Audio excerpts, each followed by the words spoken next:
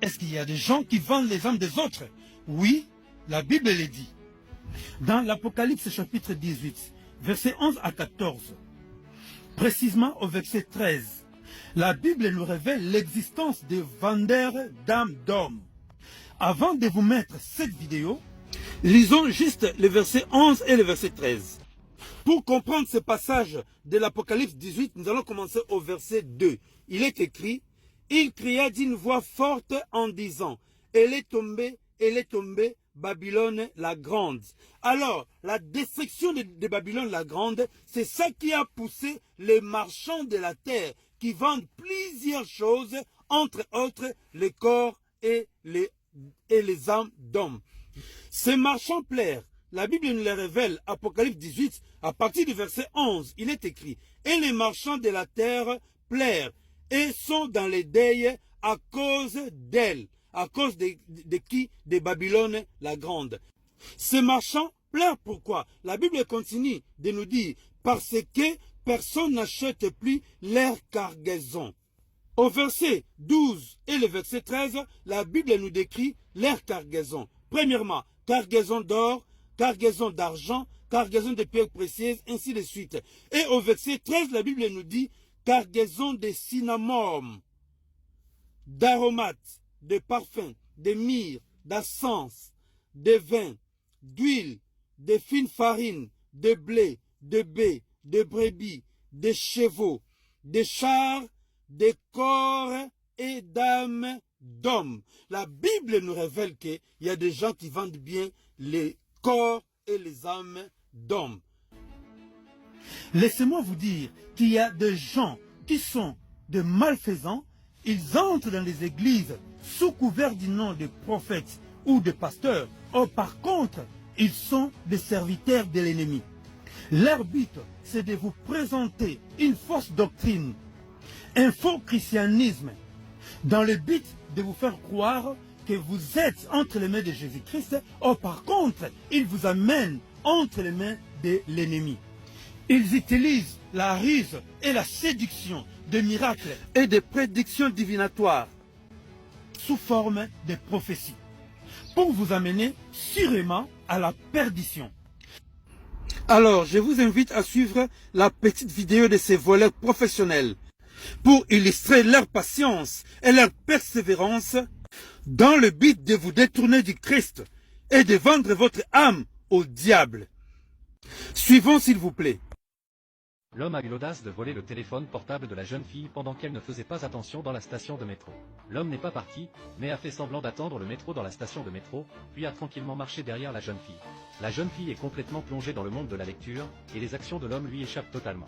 L'homme a vu que la fille ne faisait pas attention, et il a mis sa main dans le côté droit du sac de la fille. L'homme était sur le point de réussir, mais la fille s'est soudainement éloignée. L'homme a fait semblant de regarder le souterrain, puis il est revenu lentement vers la fille pour s'asseoir. Après avoir constaté que la fille n'avait pas de défense, l'homme s'est approché timidement de la fille, qui ne l'a pas évité.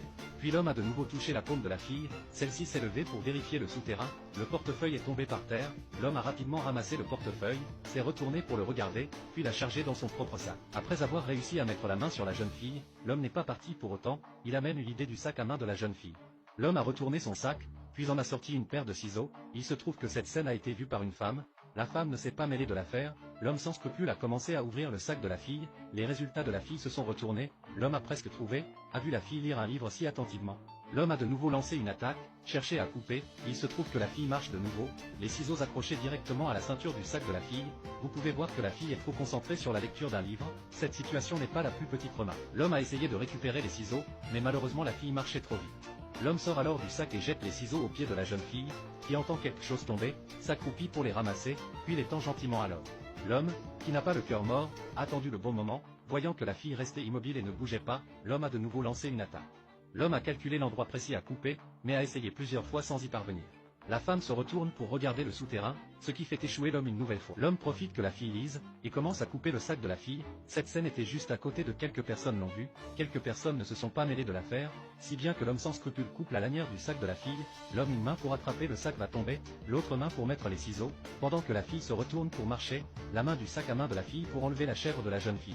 L'homme, qui attendait avec succès, s'est empressé de mettre le sac dans sa propre doudoune, a refermé rapidement la fine doudoune, puis s'est retourné comme si rien ne s'était passé. À ce moment-là, la jeune fille a touché la poche du téléphone portable pour voir l'heure, mais elle a constaté que le téléphone portable avait disparu, puis elle a touché la poche droite, et a constaté que le portefeuille et le sac à main avaient également disparu.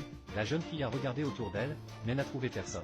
Ce n'est qu'à ce moment-là que la jeune fille a compris que l'homme était le voleur. La jeune fille a alors chassé l'homme. Le voleur ne vient que pour voler, détruire et égorger. Moi, je suis venu afin que le brebis ait la vie et qu'elle soit dans l'abondance. Disait le Seigneur Jésus-Christ. Il continue en disant, je suis le bon berger donne sa vie pour ses brebis. Jean chapitre 10, versets 10 à 11. À cette heure de la fin, dit-on, le diable, qui est le voleur identifié par le Seigneur Jésus-Christ, a inspiré ses serviteurs, tels que la vidéo que vous venez de suivre, d'agir pareil comme lui. Mais ces serviteurs-là maintenant agissent dans l'Église, sous couvert des ministères prophétiques, pastoraux, apostoliques ou de docteurs. Or, en réalité, ce sont des charlatans, ce sont des magiciens, ce sont des marabouts, ce sont les gens de la spiritualité paganisme qui vous amènent une fausse doctrine dans l'Église sous couvert du nom des prophètes. Mais par contre, ils veulent vous voler votre vie éternelle et à la place vous donner l'apostasie afin de vous amener en enfer. L'heure est grave car la spiritualité christique, qui veut dire que tout le monde peut devenir Christ, en réalisant tout simplement l'ascension. L'ascension veut dire faire le vide, se connecter avec Satan, qui est le grand tout, et commencer à sortir de son corps.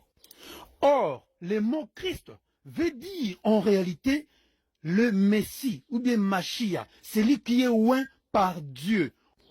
C'est comme ça que le Seigneur Jésus-Christ avait dit qu'à la fin du temps, il y aura des faux Christ et des faux prophètes.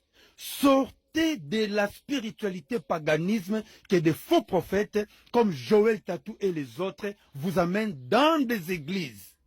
Suivons le message des faux prophètes dans des églises avec la spiritualité paganisme. Voici comment des magiciens et des gens des sciences mystiques sont devenus des prophètes dans nos églises. Regardons. Lorsque l'on parle dans la spiritualité d'atteindre l'ascension, on parle de quelque chose de tout à fait différent. La pensée est la même, quitter un niveau d'en bas, faire un niveau élevé, mais la pensée va plutôt sur le concept de l'esprit. Lorsqu'on dit que cet homme est un homme ascensionné, c'est un maître ascensionné. L'énergie christique vous est transmise par intermédiaire de l'archange Métatron et des maîtres ascensionnés, Marie-Madeleine et Jésus Sananda, même s'il y en a bien d'autres. Dans les traditions spirituelles, et notamment dans l'ésotérisme, le mysticisme, les écoles de mystère, nous parlons beaucoup des maîtres ascensionnés. Et je vais essayer de vous faire comprendre cette notion des maîtres ascensionnés.